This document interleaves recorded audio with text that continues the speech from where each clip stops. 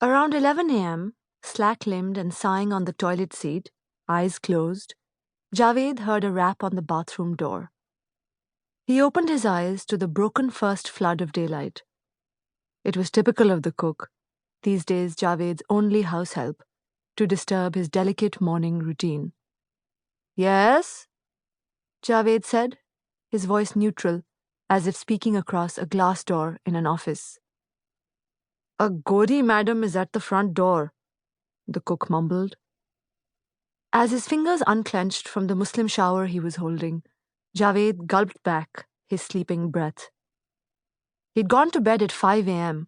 after recording a special report on the state of Pakistani democracy in his studio at Jeet TV. "Show her to the drawing room. Use your common sense. And don't disturb me in the party next time." Javed had become even more of a workhorse 6 months before, after a raw, and, he thought, unnecessary divorce.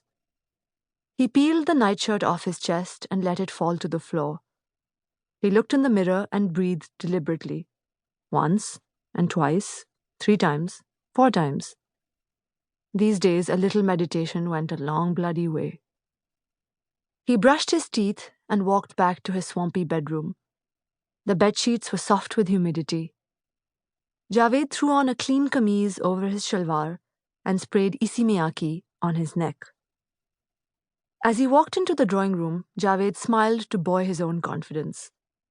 "Aha! How nice to see you!" The good thing about being a television personality was that even in his gloomiest moments, he could transform his mood at a moment's notice. Tone of voice, steadiness of gaze, the spring in his smile. These aspects of himself now operated without effort, with the cold autonomy of need. Marianne Armand, an economic officer at the American embassy, had set foot in his house for the first time. But he knew her. He knew she lived in a house across his street. He'd seen her jogging in the neighborhood several times, a police officer always sprinting behind her. "Sorry to have barged in," said Marianne, a pale hand raised as if testing for rain. "I figured you'd be home today." She was wearing brown linen trousers and a black t-shirt. She had clear green eyes, and Javed saw that she was almost as tall as he was. Her eyebrows were so sparse, light bounced off them. She sat down on his plastic-covered sofa. "Do you have time to chat?" she asked. "Absolutely," Javed smiled, sitting on the sofa in front of her. "There's an insect on your knee." "I'm having a party at my house tomorrow." "Go on," she said. She swept a hand into her hair with the studied patience of a foreign dignitary. Then she cupped the beetle in her palm, set it on the floor. "Would you like something to drink?" asked Javed.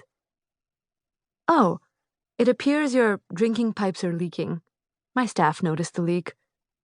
You might want to get that checked." "I have bottled water. I'll bring you a fresh bottle." To his relief, he found 2 small bottles of Nestle in the fridge. He grabbed a clean glass from the cabinet and brought the items to Marianne on a tray. He removed the cap in front of her.